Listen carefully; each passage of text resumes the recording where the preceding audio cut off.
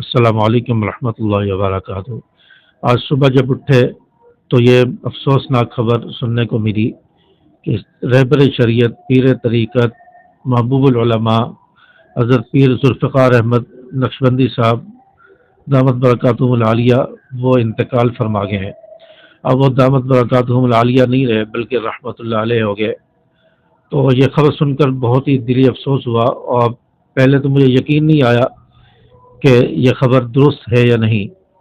تو پھر بعد میں نے سوشل میڈیا دیکھا اور بہت ساری خبریں دیکھیں، اور ان کے رفقا کی طرف سے بھی بہت سارے پیغامات آئے ہوئے تھے کہ پیر ذوالفقار احمد نقشبندی صاحب اب اس دار فانی میں نہیں رہے۔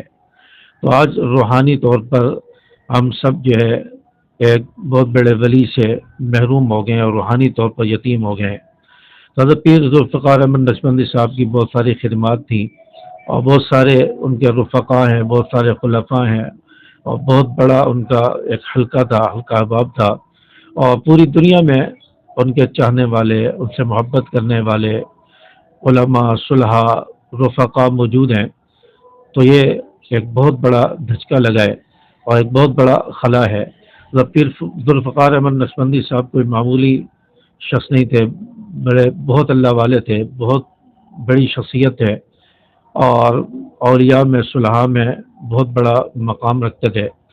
حضرت پیر ذوالفقار احمد نقشبندی صاحب فرماتے تھے کہ میں ایک بینک کا مینیجر تھا، کلین شیپ تھا، پینٹ شرٹ پہنتا تھا، ٹائی لگاتا تھا، اور میں نے اس معاشرے کو، اس چیز کو چھوڑا، اور میں جب دین میں لگا، میں نے قرآن پڑھا، میں نے کتابیں پڑھی، علم دین حاصل کیا، اور پھر میں تصوف کی دنیا میں نے قدم رکھا، تو مجھے بہت ہی دلی سکون ملا اور بہت ہی محبت ملی۔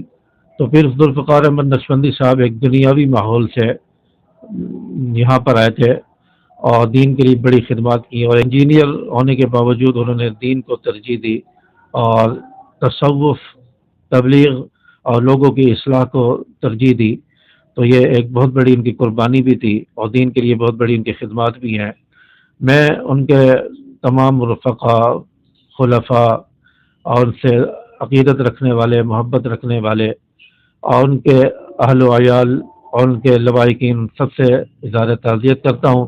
اللہ تعالیٰ انہیں صبر جمیل عطا فرمائے، اور حضرت کی خدمات کو اللہ تعالیٰ قبول فرمائے، اور حضرت کی جو بھی خدمات ہیں اللہ تعالیٰ ان کا صلہ اور بدلہ انہیں عطا فرمائے، اور اللہ تعالیٰ ان کے درجات کو بلند فرمائے۔ اللہ تعالیٰ اپنے جوار رحمت میں انہیں جگہ عطا فرمائے۔ تو حضرت واقعی بہت بڑی شخصیت ہے، ان کے جانے سے بہت بڑا ایک صدمہ پہنچا ہے اور بہت بڑا خلا ہے۔ اللہ تعالیٰ اس خلا کو پر فرمائے، اور اللہ تعالیٰ حضرت پیر صاحب کا نعم البدل ہمیں عطا فرمائے۔ السلام علیکم ورحمۃ اللہ۔